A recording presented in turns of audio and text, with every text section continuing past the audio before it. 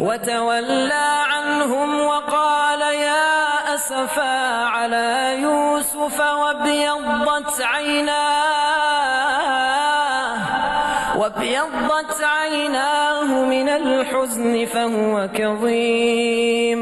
قالوا تالله تفتأ تذكر يوسف حتى تكون حرضا أو تكون من الهالكين. قال إنما أشكو بثي وحزني إلى الله وأعلم من الله ما لا تعلمون. يا بني اذهبوا فتحسسوا من